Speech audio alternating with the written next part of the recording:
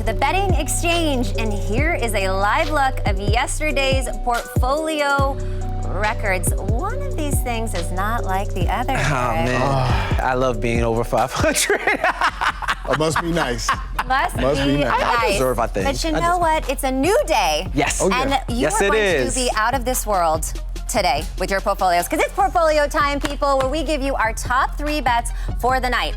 First one is going to be on the spread, can be money line as well. Second one, we're going to take a side on a total, and of course, a prop bet. I have a lot of faith in you going 3-0 tonight. Oh, we bouncing back. We bouncing back. But first, but not, let's start with you. I'm going to keep bouncing, and I'm going with Seattle on the money line against the Jags. You really think I'm picking the Jags against the Seahawks in Seattle? That causes seismic activity when they cheer? No. I do believe in Gino also talking to Sean about that.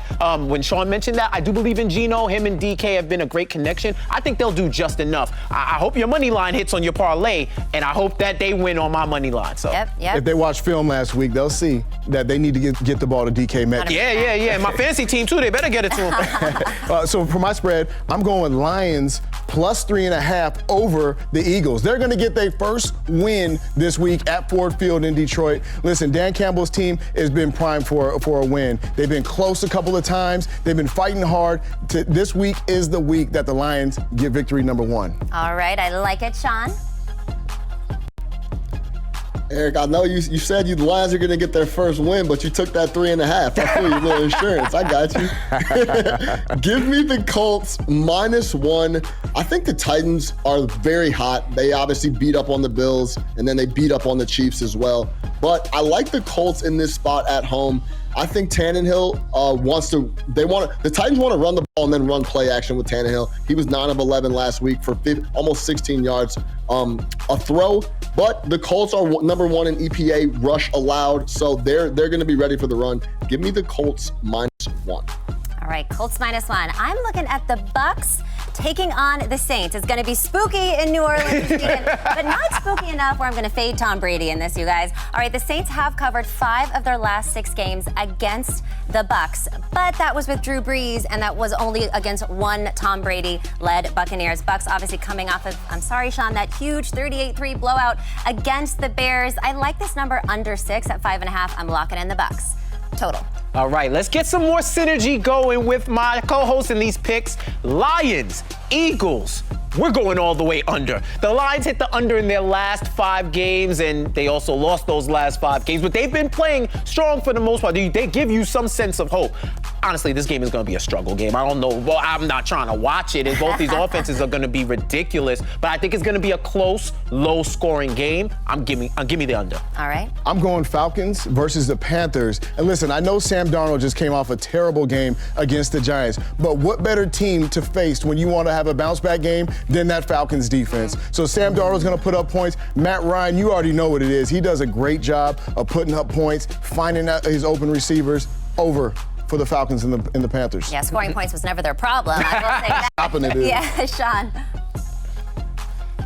Yeah, give me the Rams-Texans under 47.5. The Texans scored 5 points last week in the first quarter and then didn't score after that. I am just banking on Houston continuing not to score any points. Brandon Cooks is upset. The whole Mark Ingram situation. The Texans are going to get blown out, and I think the Rams just try to finish out the game, run the ball, and get home to next week. Yeah, absolutely. All right, I'm looking at the Niners versus the Bears. I'm taking the over 39.5. I think that this total is a bit of an overreaction to both of these teams last week. Niners, of course, were in like a monsoon, and they still hit that over for both of us. And the Bears, I think that Justin Fields is going to fare a little bit better. Obviously, Niners are really stout up front, but he's going to get a little bit of help in the secondary. I hate to say it, but I think this is going over 39.5 for sure. Prop bet. Overreaction on the over. I love it. Freddie Freeman. Over half a hit. You inspired this, actually. I want to hit on your same prop bet, too. He has a hit in 6 of 10 postseason games, and he's had a hit in every game in the World Series. I don't care if there's only been 2. He's had a hit. So I'm taking Freddie. All right. Nice. I'm going with Tony Pollard rushing over 38.5 yards. Listen, the Minnesota Vikings are giving up 128 yards a game rushing.